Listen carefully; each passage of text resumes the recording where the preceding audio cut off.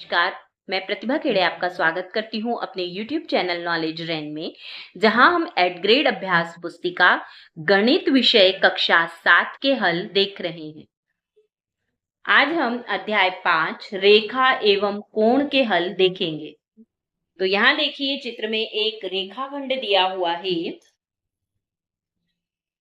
ये जो है एक रेखाखंड है ए बी। अब रेखा किसे कहते हैं?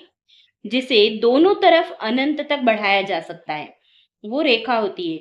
और ये उस रेखा का एक टुकड़ा है, इसलिए इसे रेखाखंड कहते हैं। अब किरण किसे कहते हैं? तो जैसे ये सूर्य की किरणें है ना, इसमें एक बिंदु तो फिक्स रहता है जहां से ये आ रही है, और दूसरा बिंदु जो है वो अनंत तक बढ़ाया जा सकता है। फिर यहाँ पूरक कोण की परिभाषा दे रखी है। पूरक कोण में क्या होता है? दो कोणों का योग 90 अंश होता है। ऐसे कोण जिनमें दो कोणों का योग क्या हो 90 अंश, वो पूरक कोण होते हैं। ऐसे ही संपूरक कोण, तो जिसमें दो कोणों का योग कितना हो 180 अंश हो, तो वे संपूरक कोण होते हैं।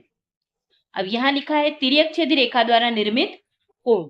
जब कोई दो समांतर रेखाएं हो, उनको कोई तिर्यक छेदी रेखा काट रही हो, तो यहाँ पर एकांतर कोण और संगत कोण बनते हैं, और वो क्या होते हैं? आपस में बराबर होते हैं। अब यहाँ कुछ प्रश्न पूछे गए हैं। निम्नलिखित से होकर कितनी रेखाएं खींची जा सकती है एक बिंदु से? यदि मैं यहाँ पर ये कोई एक बिंदु बना देती हूं, यहाँ पर यदि मान लो कोई एक बिंदु बना दिया, इस तरफ बना देते हैं, तो इससे होकर कितनी रेखाएं खींची जा सकती है, ये प्रश्न है। तो हम जानते हैं एक बिंदु से होकर हम कितनी भी रेखाएं खींच सकते हैं, 1 2 3, इस तरह से हम इसी रेखाएं अनंत रेखाएं खींच सकते हैं। तो एक बिंदु से होकर अनंत रेखाएं खींची जा सकती है। अब अगला वो बोल रहा है कि दो बिंदुओं से होकर एक कितनी रेखाएं खींची जा सकती है? तो दो बिंदुओं से होकर, मान लो ये एक बिंदु है और एक ये है, तो इन दोनों से हम क्या कर सकते हैं? सिर्फ एक ही रेखा खींच सकते हैं, इसके अलावा और कोई रेखा नहीं खींच सकते। तो दो बिंदुओं से होकर एक रेखा ही खींची जा सकती है। अगला है प्रश्नों को पढ़कर दिए गए विकल्पों में से सही उत्तर चुनकर लिखिए एवं सामने दिए गए घेरे को भरिए। प्रश्न नंबर 1 है 30 अंश के पूरक कोण का माप है। अभी हमने पीछे देखा कि दो पूरक कोणों का योग कितना होता है? 90 अंश होता है। तो एक की माप कितनी दे रखी है उसने? 30, तो दूसरे की कितनी होगी? 60 अंश। तो इसका ऑप्शन नंबर सी सही होगा। यहाँ पर सी वाले घेरे को काला करेंगे। अगला है दो संपूरक कोणों के मापों का योग। पिछले पृष्ठ पर हमने देखा कि दो संपूरक कोणों के मापों का योग कितना होता है? 180। तो इसका सही उत्तर होगा ऑप्शन बी 180। यहाँ पर बी वाले घेरे को काला करेंगे। अगला है प्रश्न नंबर 3, एक अधिक कोण का संपूरक कोण कौन सा कोण होगा? तो अधिक कोण, एक कोण अधिक कोण है, मतलब कि 90 से ज्यादा है। अधिक कोण मतलब क्या होता है? 90 अंश से ज्यादा और 180 अंश से कम। तो अधिक कोण दे रखा है, मतलब 90 से ज्यादा है, तो दूसरा कोण क्या होगा? न्यून कोण होगा। इसका ऑप्शन नंबर बी सही है। बी पे हम गोला काला करेंगे। अगला है प्रश्न नंबर 4, 100 अंश माप के कोण का संपूरक कोण होगा 80 अंश, 260 अंश, 10 अंश या 170 अंश। तो 100 अंश के माप का संपूरक कोण है, तो दो कोणों की योग 180 होता है संपूरक कोण में। तो एक यदि 100 का है तो दूसरा कितने का होगा? 80 का। अगला है 57 अंश माप के कोण के पूरक कोण होगा। तो हमने देखा पूरक कोण दो कितने के होते हैं? 90 के। एक 57 है, तो दूसरा कितने का हो जाएगा? 33 का, क्योंकि 57 और 33 को जोड़ने पे कितना आ जाएगा? 90। इसलिए इसका बी वाला ऑप्शन सही होगा, और इसके पहले वाले प्रश्न में ए वाला ऑप्शन सही था। अगला प्रश्न है नीचे दिए गए प्रश्नों को हल कीजिए। प्रश्न नंबर 6, अपने परिवेश से 10 आकृतियों को सूचीबद्ध कीजिए और उनमें पाए जाने वाले न्यून कोण, अधिक कोण एवं समकोणों की पहचान कीजिए। तो अपने परिवेश से हमें यहाँ जानकारी इकट्ठा करना है। तो समकोण, खिड़की जो होती है, खिड़की के जो इस तरह के कोने होते हैं उसमें 90 अंश का कोण बनता है। ब्लैक बोर्ड, ब्लैक बोर्ड की जो किनारी होती है उस पे 90 अंश का कोण बनता है। टेबल के किनारों पे, पुस्तक में, कंपास बॉक्स के किनारों पर बने कोण, ये क्या के उदाहरण है? समकोण के।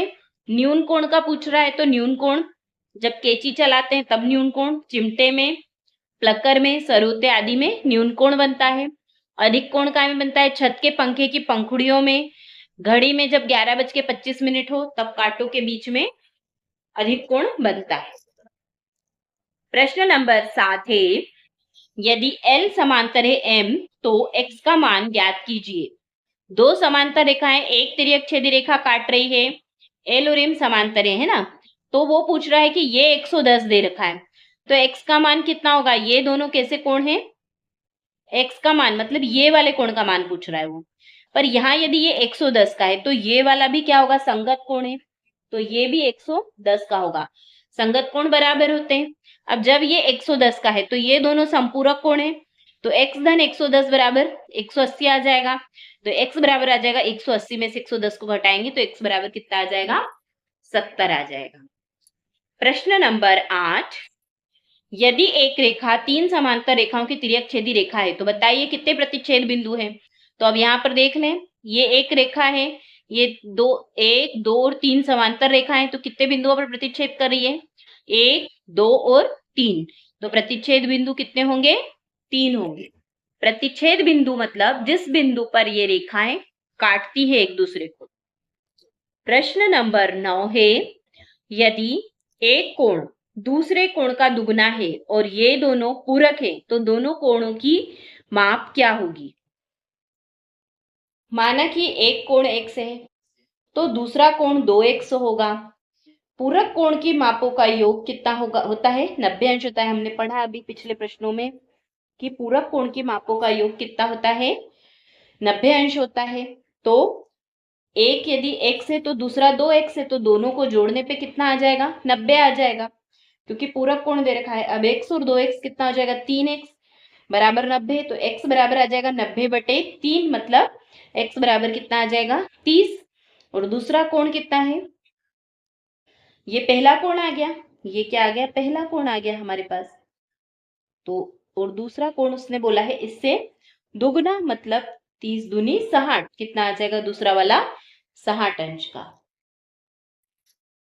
प्रश्न नंबर 10 है, एक समबाहु त्रिभुज के शीर्षों पर प्रतिच्छेदन रेखाओं द्वारा निर्मित कोणों के माप ज्ञात कीजिए। तो समबाहु त्रिभुज के 3 कोण बराबर होते हैं।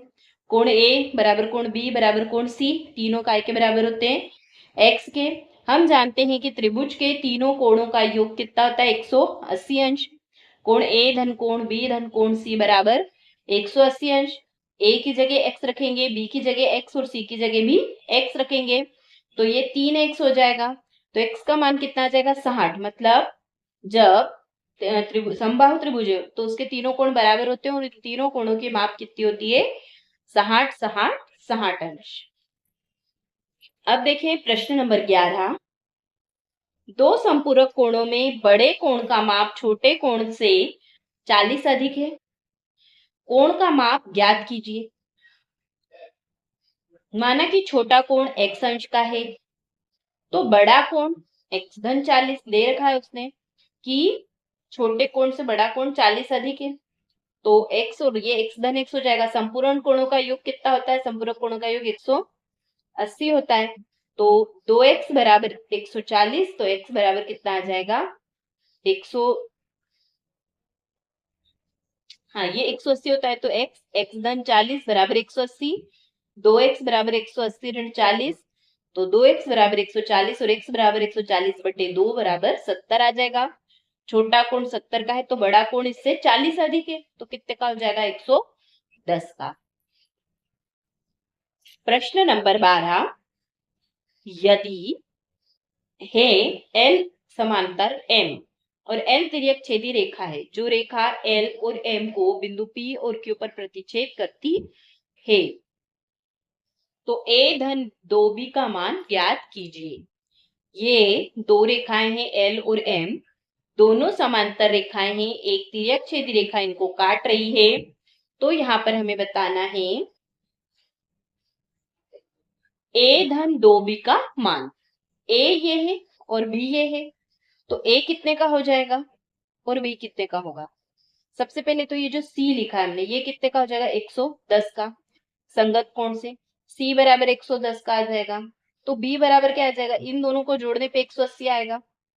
a और b संगत कोण है, इसलिए a और b दोनों भी कैसे होंगे, बराबर होंगे।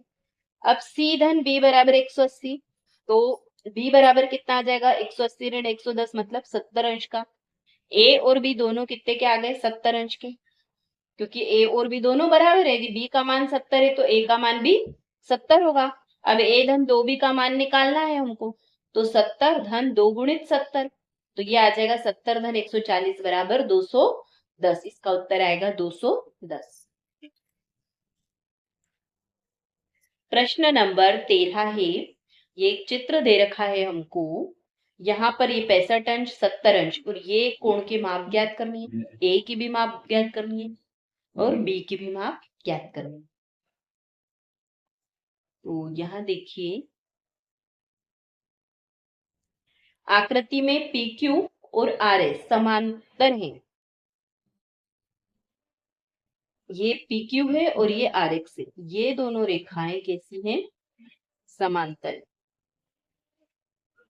तो क्या होगा, A और P दोनों एकांतर कोण से बराबर हो जाएंगे। कोण A बराबर 65 है, तो त्रिभुज के तीनों कोणों का योग 180 होता है। 60 70 और PRQ ये 180 के हो जाएंगे। तो इन दोनों को जोड़े तो 135 का और PRQ कितने का हो जाएगा।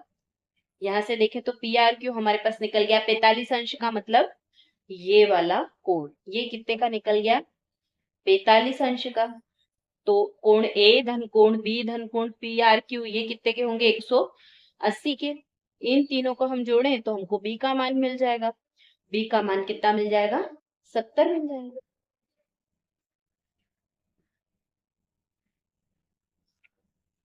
यहां से B का मान 70 है, A का भी मान निकालना है, तो A का मान आ जाएगा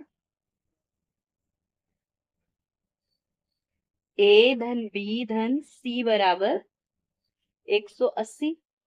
तो A का मान आ जाएगा हमारे पास,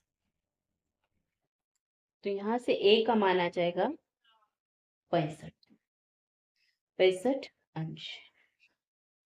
प्रश्न नंबर 14, यदि दो संपूरक कोणों के माप दो क्रमागत विषम पूर्णांक है तो दोनों कोणों का माप ज्ञात कीजिए। माना कि पहले कोण की माप बराबर 1 से है, तो दूसरे कोण की माप बराबर क्या हो जाएगी, x धन 2।